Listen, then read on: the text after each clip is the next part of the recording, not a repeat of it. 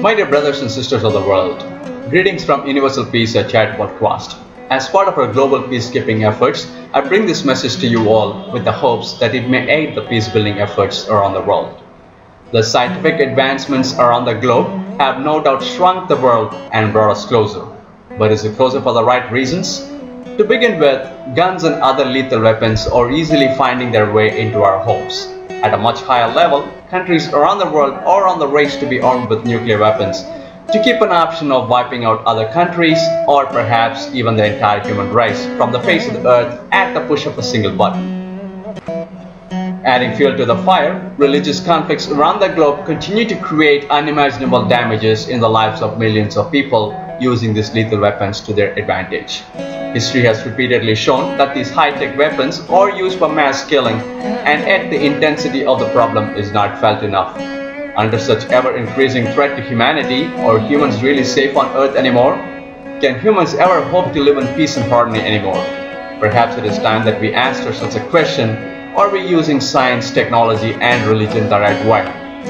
My goal here is to analyze why the world is in its path to destruction despite our vast advances in almost every field one could possibly imagine, and look at some of the simple things that we could do for a better future. There are 5 sessions in the study on combating violence and terrorism.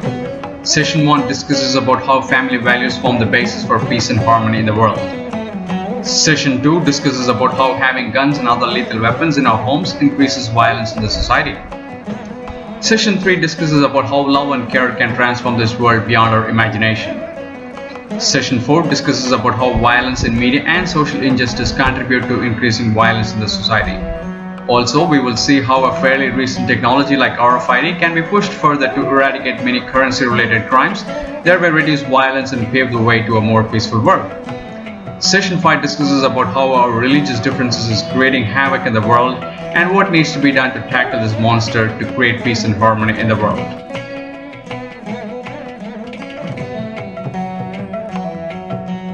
Session 1. In this session, we are going to look at how family values form the basis for peace and harmony in the world.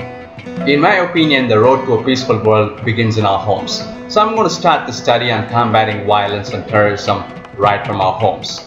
Today, we see more and more violent youngsters, and there's an alarming need for the parents to take this matter seriously. Parenting is a very important aspect in every one of our lives, and it begins right from the time of conceiving. It is important for pregnant women to keep themselves stress-free and be as happy and cheerful as they can. A to-be mother's mental and physical health will have a significant impact in the to-be-born baby. A happy and positively spirited pregnant woman ensures a happy and positively spirited child in the future. Needless to say, it is up to the husband to keep his pregnant wife happy and cheerful all the time.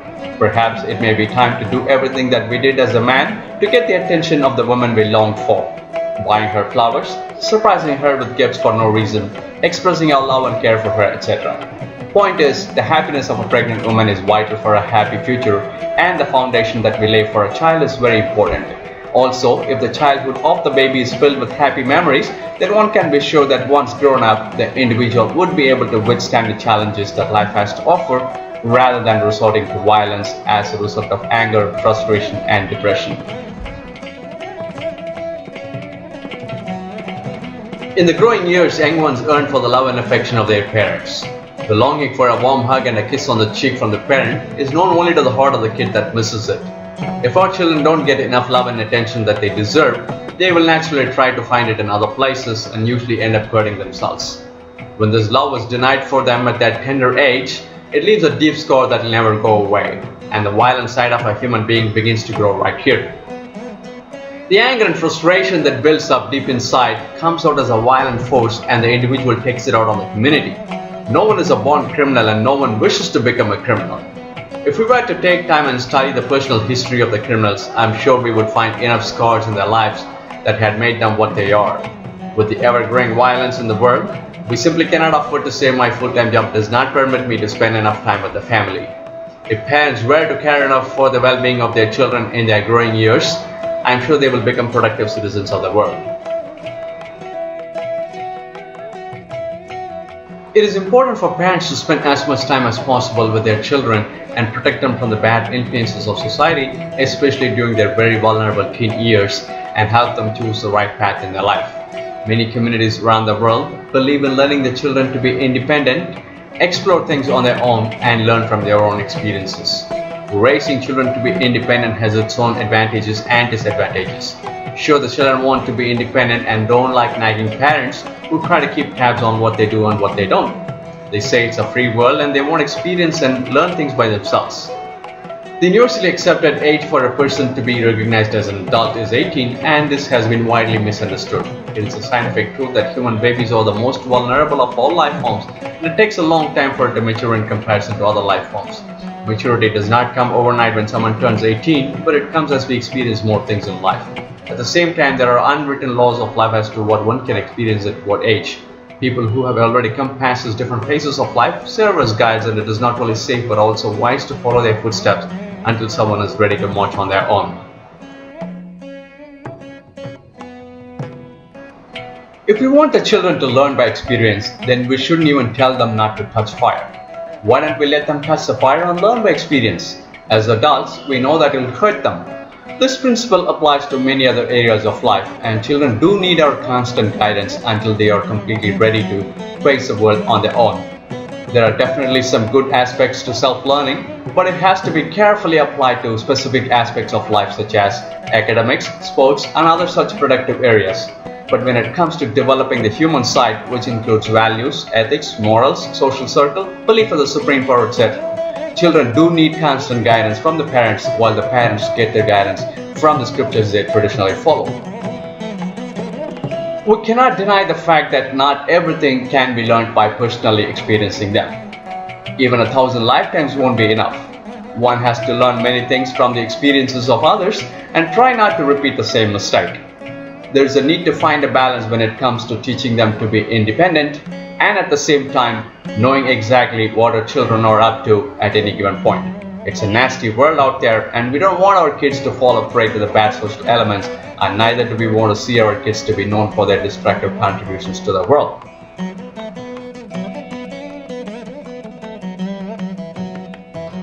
Gone are those days when we used to say everyone in a village knows about everyone in the village.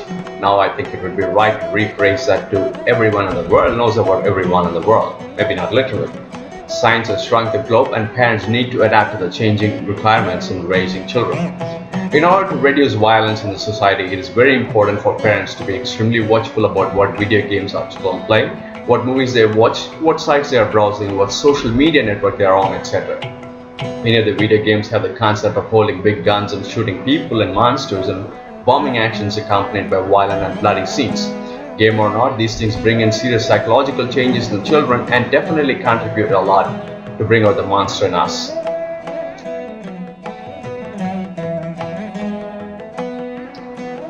Some of the other important things that we could do as parents are feed the child from our own hands, which ensures that along with the food goes in an immeasurable amount of love and affection that matters the most, more than the food itself. Take time to drop the kids to school and pick them up. Help them with their studies rather than relying on private tutors. Play with the kids, laugh with the kids, have dinner as a family, put kids to sleep, take them out on a holiday trip, keep in touch with their school about their progress in studies and their behavior. Make sure children don't succumb to peer pressure. Teach them proper discipline, habits, values, respect to elders.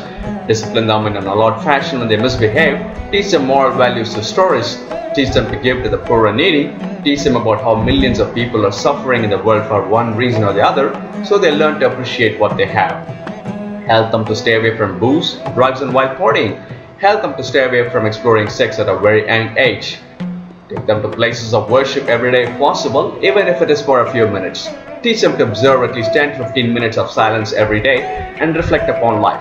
Teach them to meditate, train them to read books that will inspire them to become great citizens of the world, introduce them to great souls who change the world for the better, so on and so forth. I firmly believe that raising children under such constant care and guidance will not only fail to produce its results. If every family were to do it, the world will be a much better place.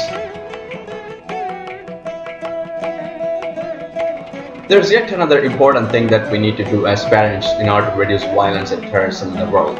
It is the nature of all children to love everyone one and the same.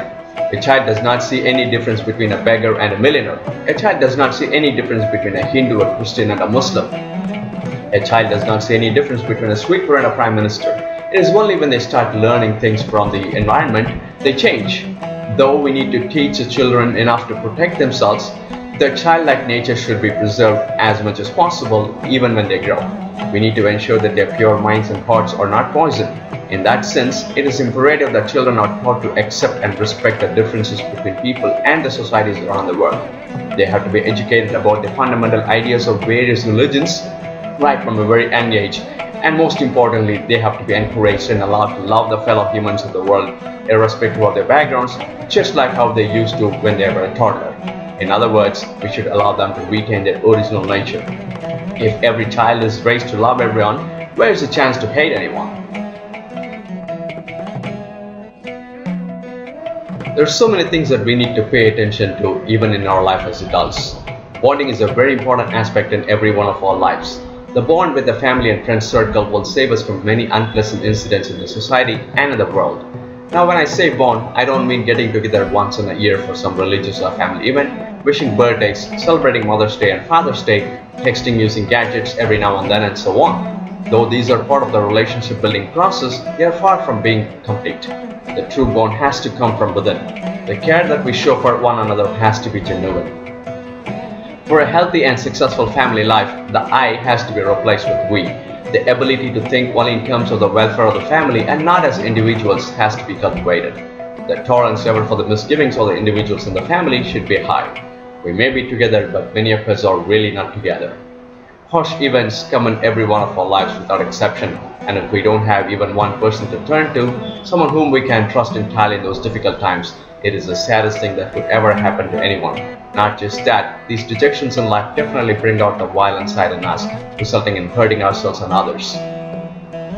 The rise in number of old age homes and other care homes are a direct result of not having anyone to care for them or not having anyone to share their life with. I've had so many people lean on my shoulders and cry, not only in India but from other places too, for they are all alone in a world that is filled with 7.4 billion people. There are millions of people out there like them, and if we don't make enough changes in our lives, we will inevitably make this world a much harsher place, as if it is not harsh enough already. I will say this a million times if I have to. Family values form the basis for achieving peace and harmony in the world. And that brings us to the end of this session. Please take time to join us in session 2, which talks about the effects of having guns and other lethal weapons in our homes. Thank you.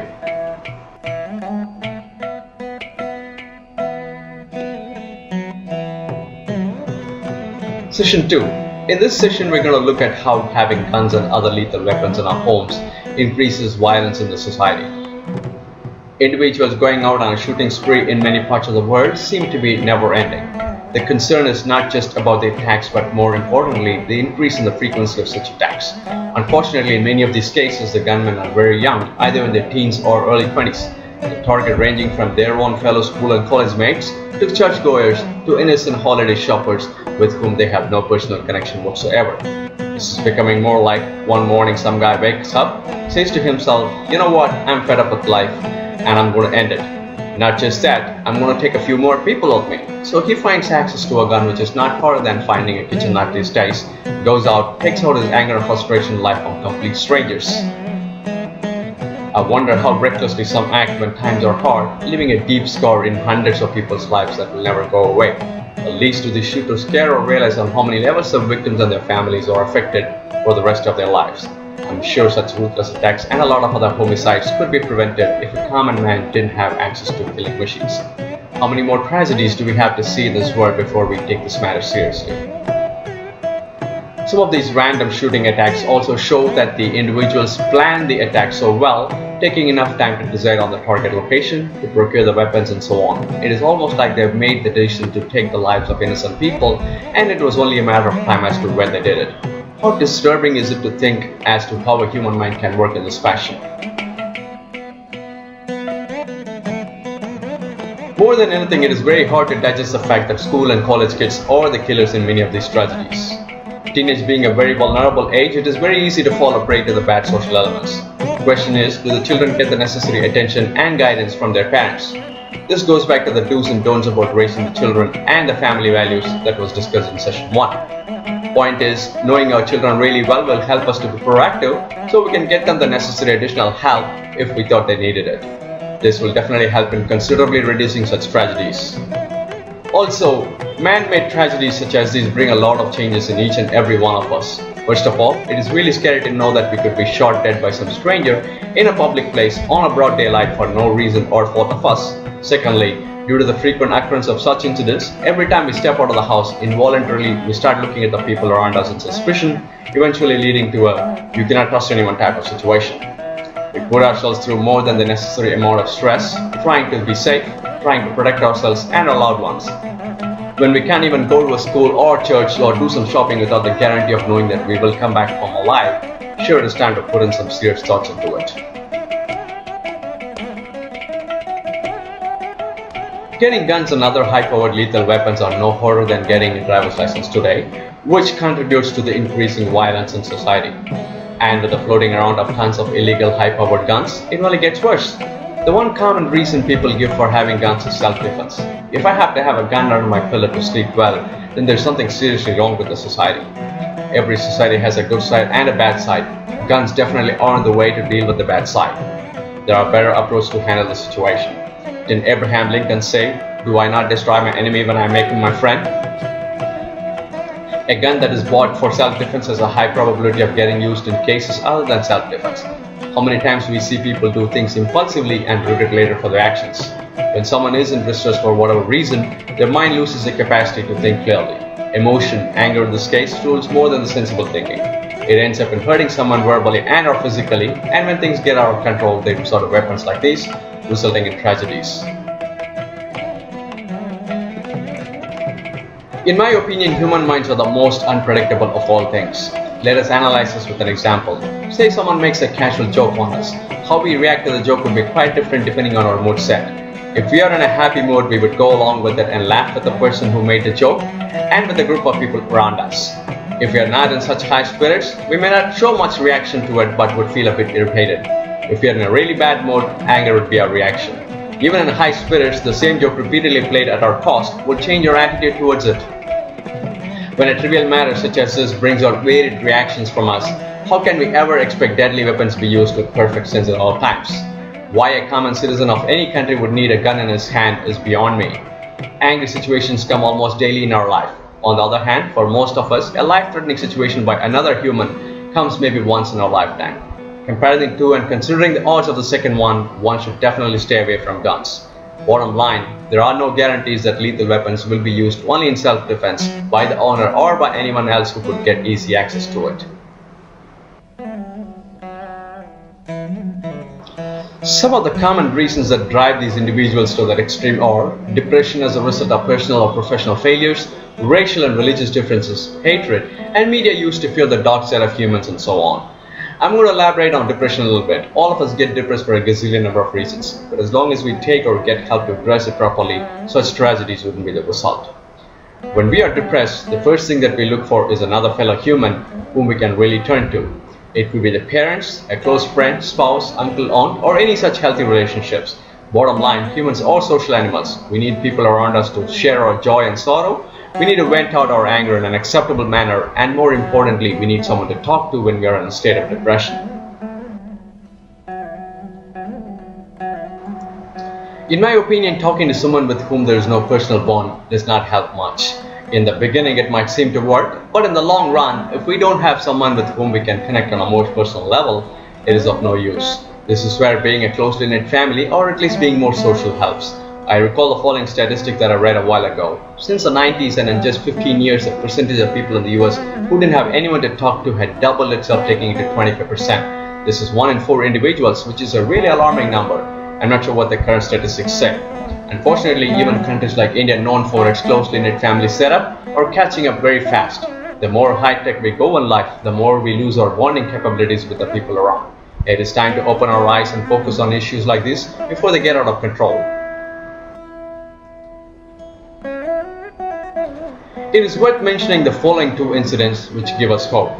This happened in two different places in the US. In the first case, a family and some of their friends were having dinner in their patio when a burglar broke in, held them at gunpoint, and demanded money. One of the men was smart enough to calm him down by offering some wine and food. He also managed to get the burglar involved in a friendly chat. Finally, the burglar thanked them for their hospitality, apologized, gave them all a hug, and left the place, leaving everyone unharmed. In the second case, a 90-year-old lady was held at gunpoint for money inside her car. The old lady refused to give him money but started talking to him compassionately, quoting Bible and everything. After 10 minutes, the gunman was in tears, gave the lady a kiss on her cheek, and left the car, leaving her unharmed. Don't these incidents say how people long for a few comforting words and companionship, and the lack of it creates an untold sadness deep down, turning them violent over a period of time? I'm sure we can imagine the power of togetherness. Let us say no to guns and other lethal weapons in our homes and use family values and love as tools to combat violence and terrorism. And that brings us to the end of this session. Please take time to join us in session 3, which talks about how love and care can transform this world beyond our imagination. Thank you.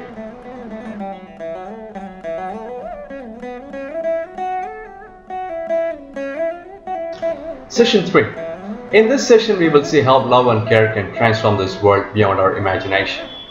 If one were to climb to a mountaintop in Hawaii and take a 360-degree view of everything that surrounds the mountain, the Pacific Ocean, the land masses, the settlements, the modern skyscrapers, and the active land formation caused by the lava running like a river, and so on, it would be nothing less than breathtaking. Not just that, the mind-boggling view is sure to teach a lot about life if one were to open his arms to receive the lessons nature has to offer. And the lessons are: the only thing that remains a constant in life is change. How many millions of years this planet Earth has seen, and how many millions of years yet to come? How many times nature would have recycled Earth, either in full or in parts, in the name of disasters? How many billions of people have come and gone, and how many billions of people are yet to come and go? In comparison to eternity, our presence here on this planet is nothing more than the time taken for the blink of an eye, and yet we do not see our mortality. The only way one can become immortal is by living in the hearts of people, by positively touching their lives one way or another, crossing all boundaries. When I say boundaries, I don't mean the political boundaries, but the boundaries we humans have set ourselves in the name of race, religion, wealth, caste, color, social status, nationality, and so on. Yet another valuable lesson we can learn from nature is that despite our wealth, power, position, titles, and so on, we are so small on the face of the planet Earth. Yet, our pride, ego, the sense of I, the sense of mine, all play a monstrous role preventing us from seeing our true nature of the self, the one that is filled with unadulterated love and compassion for all beings of the world. Well, to be clear, one does not have to go to Hawaii to gain this perspective about life. I just used it as an example. It can also be attained by reading worthy books from so many great scholars as well as produced, or when one attains spiritual maturity. On the one side, many of us lead our personal life in pursuit of purely materialistic pleasures, beginning and ending our life within a small circle, never making any attempt to expand our horizon. On the other side, it is very easy to see but not very easy to digest that our social outlook being too narrow. The lack of acceptance to things that are foreign to us, and that too when we claim that humans are the most highly evolved of all the nature's creations, and that too when the world is so technologically advanced, bringing everything from around the world right to our doorstep without us having to budge an inch, is a very sorry situation. We humans are so well developed, yet we are so underdeveloped, if you know what I mean. There is so much dislike and hatred based on the race that is quite prevalent even today in many parts of the world. In the recorded history of Earth, one can see so many writers, philosophers, social activists, national and world leaders who have produced volumes and volumes of work emphasizing on this very basic idea of life, acceptance. And yet, why we humans can't see humans from other backgrounds as one of their own is beyond me. Even from the very recent history, the world has seen at least 4 major figures: Mahatma Gandhi, Martin Luther King, Abraham Lincoln, and Nelson Mandela, all fought for human equality and have made a significant difference in the world. Even after all that, we are still struggling to accept each other for who we are. We have so much trouble in developing a brotherly feeling towards our fellow humans. All these great personalities used one very powerful tool that attracted millions to their feet. And that powerful tool is nothing but love for humanity. Following their examples, if each and every one of us showed more love and compassion towards our fellow humans, I'm sure this world will turn into heaven. I have personally experienced many cases where people known for their violent nature melt when given the right kind of treatment. I once volunteered in a home in a foreign land where they had some inmates known for their violent history due to alcohol or drug addiction or other issues. One of the inmates, a teenager, loved to greet me using some filthy language. I started interacting with him more, always put my arms around his shoulder, presented him with a cross since he was a Christian, and asked him to pray to Jesus to keep him away from the bad things. In a few weeks, when I was leaving the country, he told his friends in the home, "Sonny is my brother," and he gave me a big hug. They used to call me Sonny there. In the same place, another inmate's depression was so high one day that he started yelling at the top of his lungs to some staff member. I ran to the scene, calmed him down, and took him out for a walk to have a chat. The poor fellow had so much locked up feelings and he was crying non-stop for like a 5-year-old. After a while, he started talking and I patiently listened to him for about half an hour before I took him back. When I was leaving the country, he gave me a big hug and said, "I will never forget what you did to me the other day, and you should come back and visit me." Of course, these were not permanent changes. Later, I heard that the teenager's bad side got the better of him and he was back on the wagon. The point is, people are emotional and they do respond to love and care, but it takes a lot of time and patience. It has been shown that plants grow exceptionally well when they are shown love and care. Luther Burbank from California used to talk to the plants to create a vibration of love. He once converted a cacti plant that usually had many thorns to grow without thorns by telling them, "You have nothing to fear. You don't need your defensive thorns. I will protect you." The plants gradually emerged as a thornless variety. Amazing, isn't it? At home, we always extend our love and care to crows, sparrows, squirrels, dogs, crows, etc. Many communities around the world has made it illegal to feed birds and other animals for a variety of reasons. One is that they have to live their natural life by hunting for food, and secondly, there is a high chance that they would contract diseases to humans when in proximity. I agree with the first to some extent, but not the latter. I think humans have more diseases to contract in the name of greed, envy, lust, ego, arrogance, hatred, cunningness, lying, and other such horrifying diseases that are far more dangerous to the world more than anything else. Anyway, we extend our love and care to animal and bird species not just because caring for them is an old and somewhat outdated tradition in India, but mainly because it comes from the bottom of our hearts. In our current location, the crow family is living in the tree outside our apartment or a part of our family. One has to see it to believe as to how they respond. They punctually join us for breakfast, lunch and snacks and would take such liberty with us that they would demand in their own way for their spicy items. If we put something not to their liking, they wouldn't touch that and would keep pawing until we put their favorite snack. Sometimes if we don't have their favorite snack, we have to cajole them like a baby to make them eat, and they would after enjoying our pampering. Sometimes, if we try to trick them by mixing some spicy snack with some not so tasty biscuits, they would smartly empty the spicy snack and leave the biscuit bits. Sometimes they would just come and sit on the window and keep cawing even though their bowl is filled with their favorite snack, meaning they only want some attention. When we talk to them like we would talk to our own kids, one can see them making a variety of sounds than the normal cawing.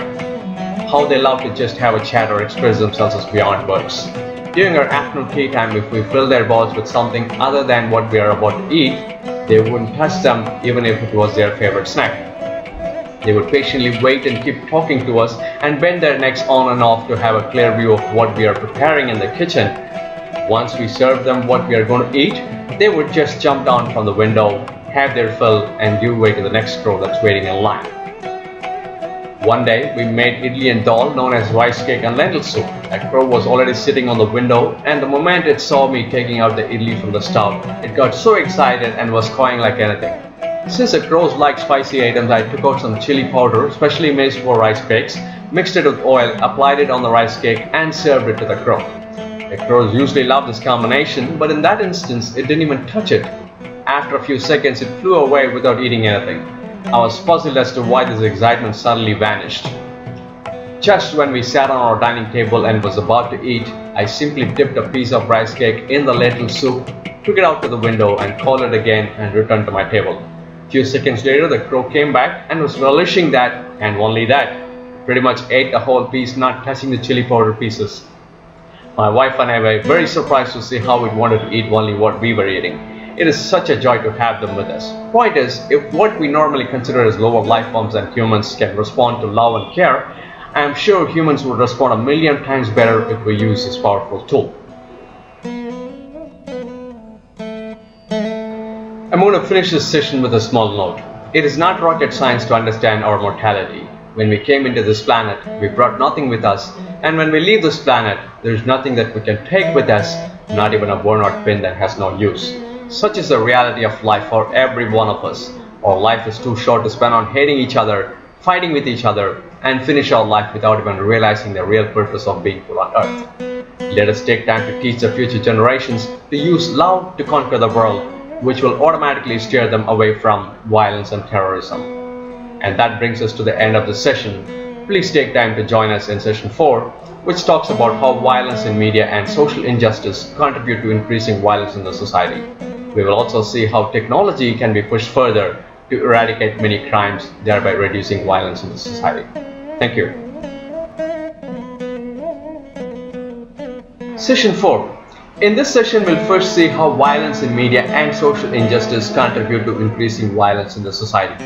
We will then see how a fairly recent technology like RFID can be pushed further to eradicate many crimes, thereby reducing violence and paving the way to a more peaceful world. First, let us look at how violence in media contributes to increasing violence in the society. The ancient teachings from India are not only spiritual and philosophical, but they are also highly scientific. The modern research world is starting to agree with this, and we can see more and more people seeking guidance from these invaluable teachings. One such highly intense teaching is that a person repeatedly and intensely focusing on a particular thing actually becomes that. For example, if I were to repeatedly think that I'm a brave man, then I actually become one. If I were to repeatedly think that I'm a fool, then I actually become one. It works both ways. Our thought process has such intense power to shape our life, and this thought process is highly dependent on the things that we are surrounded with. In today's life, television, internet, mobile phones, video games, etc. play a vital role. And we cannot deny the fact that violence in today's media knows no bounds. Millions of us are glued to these gadgets, which constantly feed violence and other inappropriate contents, and inevitably our thought process starts to revolve around these subjects. Not only is it a waste of our precious time, and also going by the above mentioned scientific fact, it kindles the violent nature hidden in each and every one of us. The more we spend time on these gadgets, the more we nurture this weed. This affects us irrespective of our age, but youngsters are affected more because of their vulnerable age.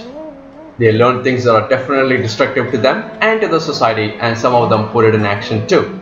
We read horrifying news like some teenager taking a gun and going to a mall and shooting people at random, don't we?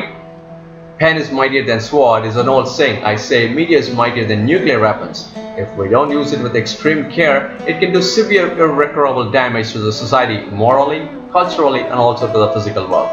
It is up to us to ensure that the negative aspects of media don't dominate our life. Social injustice also contributes to the increasing violence in the world.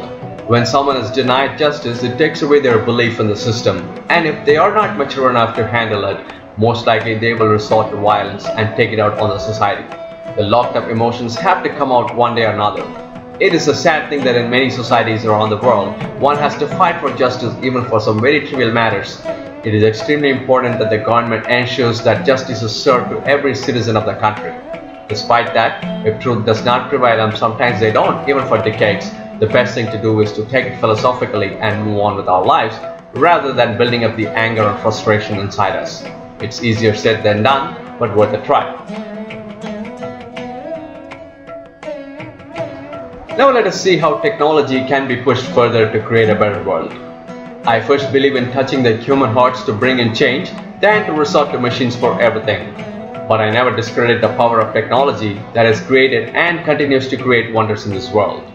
Anything that is used for a good reason deserves to be appreciated. So if technology can be used to prevent crimes and or bring the offenders to justice, well and good. Money has been a motivation to cause a crime ever since it came into use.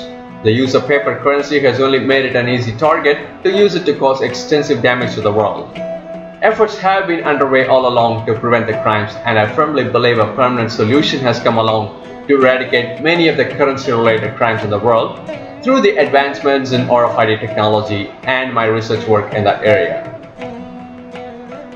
As many of you know, a vital contribution in my PhD includes a proposal for RFID-enabled currency protocol. The protocol has a strong potential to eradicate counterfeit currency, cash-motivated bank or retail store robberies, kidnapping, and pickpocketing. It also has a strong potential to curtail money laundering, cash-based drug dealings, bribing, and tax evasion to a great extent. I'm happy that the contribution has been recognized in India in May 2016 in the form of an award for the scientific contribution. The award was presented by Dr. R. Chidambaram, Scientific Advisor to the Prime Minister of India. The message about this invention has been conveyed to many governments and their entities around the world. If you are listening to this speech and have it within your command to convince the government of your nation to make this a reality, I kindly request you to do the needful. Many countries like US, UK, Australia, and other technologically advanced countries like them are already well equipped to implement the system, and I'm very positive that these countries can be free from the above-mentioned crimes within a few years. The hesitation to receive this solution from me due to the political boundaries, bureaucracies, and other differences would vanish in a jiffy if one were to look at me as his or her own brother from India who is offering this. I have said this before and I will say it again. I'm dedicating this solution to humanity, and there's absolutely no price tag to use this solution. Let us come together to make it a reality and pave the way for a peaceful world. And that brings us to the end of this session. Please take time to join us in the next most important session, which talks about how our religious differences is creating great havoc in the world and what needs to be done to tackle this monster to create peace and harmony in the world. Thank you. Session 5. In this session, we will see how our religious differences is creating havoc in the world and what needs to be done to tackle this monster to create peace and harmony in the world. The fanaticism that many people have over a particular religion leads to converting others to one's faith using whatever means possible. While land grabbing and supremacy were the predominant reasons for war in the olden days, modern day wars have an additional basis, our religious differences. Sadly, this forms the basis for many of the inhuman activities in the modern era. It has come to a point where the entire humanity is under threat due to the ever-increasing religious conflicts around the world. Today, we shed so much blood in the name of God and religion more than anything else. But one can be sure that it is not the religion that is at fault here. How we interpret and use the concept is where the difference is. Religions do not lead us to inhumanity, and on the contrary, they do their best to keep us humans in the least, and in their best, they raise us to much higher levels. The problem arises when these very religious concepts are manipulated, misinterpreted, and used with personal motives, disgracing the sanctity of religions. Everything that evolution offers is like a double-edged sword and can be used for both constructive and destructive reasons. For example, a knife can be used to cut vegetables or to operate a person and save a life, and the same knife can be used to hurt a person even fatally. Media can be used creatively to enhance people's lives, or it can be used to degrade our cultural standards. Airplanes can be used to take people around the globe, or it can be used in wars to cause extensive damage, or in some cases, as we have seen, it can be used as lethal bombs too. Our words and actions can be used to uplift the spirits of a person around us, or it can be used to cause deep scars in them. And religion is no exception. It can be used to raise ourselves to much higher levels, or it can be used to divide people and cause animosity among them. But none of these tools or concepts can be blamed for the negative effects. Whether we use them positively or negatively entirely depends on us. There's nothing wrong in preaching the teachings of the great spiritual leaders this world has ever produced, or about the God or gods those spiritual leaders are referring to.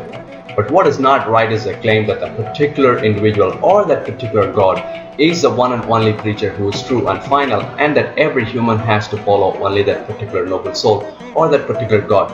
In my opinion, this will never work and is against nature. The only time when this could possibly work is under one of the two circumstances.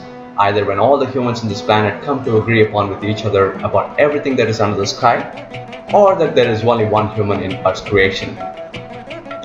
We all know that neither of us will ever happen. We also know that nature has created each and every one of us differently, with our own unique qualities. The difference is what makes life more interesting, challenging, and not monotonous. The advancements that we see in the world today have been possible only due to the differences in our perspectives about the world. Efforts to thrust our opinions, ideas, and beliefs upon others will only end up in creating more animosity in the world. Every religion in this world is a vast ocean by itself. Without attaining self-realization, where a person becomes one with the universe, even with a million lifetimes, one may not be able to master the teachings of all religions.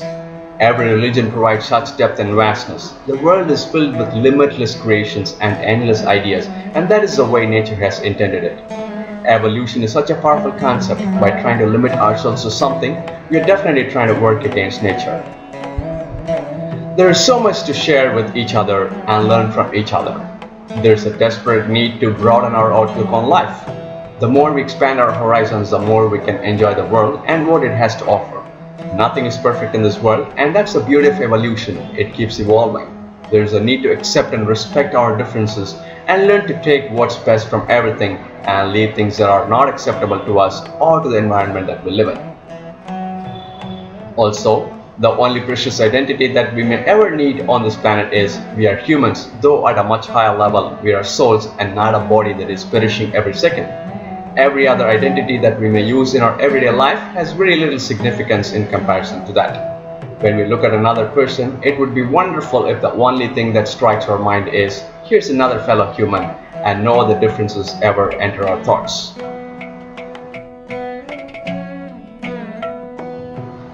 So many have tried to convert me to their religion, but I've always told them, I go to church, I go to mosque, I go to Shiva temple, I go to Buddha temple, and I will go to any premises that is dedicated to God and is considered holy, but I don't see any reason why I should convert myself to one particular path when I can embrace them all as one and enjoy them all equally. Sri Ramakrishna Paramahamsa, a world-renowned saint, said, though a born Hindu, I attained self-realization through Islam, Christianity, and Hinduism. Another saint, Sri Shirdi Sai Baba, lived a life in such a way that no one could ever find out to which religion he actually belonged to. He followed the rituals of many religions and different ways that are unique to different religions. All saints have said over and over again that the names may be different, the forms may be different, the path we take may be different, but the ultimate goal of every religion remains the same, to reach God. If only we realize that, some of the biggest problems in this world would be solved with great ease. We may belong to different races, we may follow different religions, our skin may be of different colors, and yet we are all one in the eyes of the Almighty. Let us take a moment to say our prayers and extend our support in whatever way we can for those families who lose their loved ones in such tragedies that happen in our home, the Mother Earth. If religious differences create havoc in the world, countries like India have more things to fight against. Caste-based divisions in the community and the never-ending feuds based on this are just beyond words. My wife and I once lived in a community for a year, literally as outcasts, where the people from the Hindu upper caste would have nothing to do with us. The main reason being, we also from a Hindu upper caste, as per the books, mingled closely with people from all religions and castes without any discrimination, including adults and children from the lowest caste as per the books, who traditionally cleaned toilets and did other unpleasant chores. Despite their backgrounds, we used to hug the children. They had access to all the places in our house, including the kitchen. They dined with us, sat on our laps, lied on our laps as they would with their parents, often called us their second father and mother, climbed onto our backs, so on and so forth. Unable to accept this, the upper caste people in the area looked at us as bugs to be crushed. They live in their own small world, keeping everyone else out of their little cocoon, with the thoughts that no one is as pure and as high as them, and everybody else is way too low for them even to be considered as humans. Though it was difficult in the beginning for us to be outcast like that, we soon got accustomed to their treatment and continued to show our love and care for everyone regardless of their backgrounds. They even trained their children to look away from us when we walked on the streets and trained them not to smile or talk to us. Everything was done so discreetly since outcasting is against the law. Our repeated attempts to touch their hearts had no effect. So we then started showing our closeness out in the public to the children and adults of other backgrounds and made sure this upper caste community saw this. We just wanted to let them know that we will not be deterred by the actions to discourage us from living there and doing what we were doing. India has a long way to go to free herself from such evils. Coming back to the main topic, in order to combat violence and terrorism around the world, we need to take a holistic approach on the matter, and it is important that we work in a united and rational manner. It is high time that the UN administration and the other peacekeeping forces around the globe and the peace-loving citizens of the world join hands, making it potential enough to steer the world community on the path towards peace and harmony. It is also imperative for those in positions of leadership to overcome their political hurdles and differences and propel the global peace campaign. There is a pressing need to agree to disagree with each other, but continue to work together without losing focus on the ultimate goal, which is universal peace. If we neglect the present alarming situation due to our unwillingness to put aside our differences and work in a united fashion, chances are we would force humanity to an unnatural end. Religion and its concepts have to be introduced as part of the formal education system at the school, college and university levels, so the future generations are raised with the correct understanding and they learn to accept and respect the differences in our societies, religions and in our cultures and traditions. Parents have a vital role in molding their children in this area.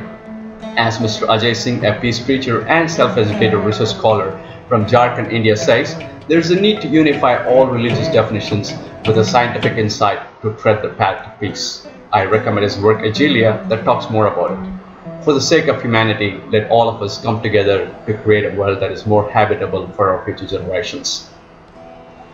The world has produced many true saints preaching unity in diversity. Yet, this simple concept has not permeated through us human beings, despite our claims to be the most advanced species on this planet. Isn't that a sad thing? Let all of us take a moment to think through this every day. I'm sure there will be a time when we all will see each other not as Americans, Indians, Australians, Englishmen and so on, not as Hindus, Muslims, Christians, Jews and so on, not as white man, black man, brown man and so on, but we will see each other only as a fellow human and only with the notion of brother or a sister of our Mother Earth. My goal is to reach the masses not only beyond our religious differences, but also beyond every difference that we may have between us and touch every soul under only one umbrella, which is brotherhood. And that is why I chose to begin this speech by addressing my fellow humans of the world as brothers and sisters. That brings us to the end of the study on combating violence and terrorism. If I had to summarize this in one line, I would have to say, in the rat race to claim supremacy over things, we have forgotten the feelings of brotherhood that brings all of us together as children of Mother Earth, despite our vast differences in every walk of life. Let us make an effort to bring it back to life. I would like to end this session with a small note. Many of my friends from the Western world have been asking me, what is it that I've got painted on my face? They are referring to the 3 prominent lines on my forehead, and I would like to say a word about it. It is a holy ash called as Vibhuti in Tamil. It has an intense philosophy behind it. The first line indicates our birth, the last line indicates our death, and the line in between is the life that we conduct.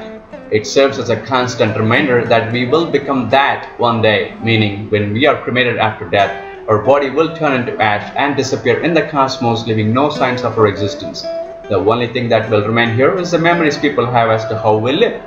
It serves as a constant reminder that life is like walking on a rope and that we have to be very cautious about our every action, which inevitably affects the people around us. The physical strength that we boast upon combined with the blood rush makes us do many things thinking that we are unshakable. Nature has its own impressive and unbeatable way of reminding us of our mortality. The graying hair, the shrinking skin, the falling tooth, everything takes away our external beauty. So this holy ash also serves as a constant reminder that this body will lose all its physical strength and beauty and eventually perish someday. So we make our efforts to remove our ego, pride and arrogance that comes with money, power, position, title, outward look, name, fame and social status. It is definitely not meant to look at life in a gloomy way, but a very practical lesson that will help us to live our life the right way. So now you know why I proudly wear it, even though it is an almost outdated tradition. Thank you all for listening, and we from Universal Peace Charitable Trust send our love to all of you and wish you a life filled with peace and prosperity. We cordially welcome your suggestions so we may improve upon. We also kindly request you to share this video with your family and friends and support our work in whatever possible manner. May love and peace radiate throughout the universe. Thank you. Please note the following. Due to the varying internet speed around the globe, we have decided to reduce the resolution of the video and the bitrate so it may enable people with low speed connection to watch the video.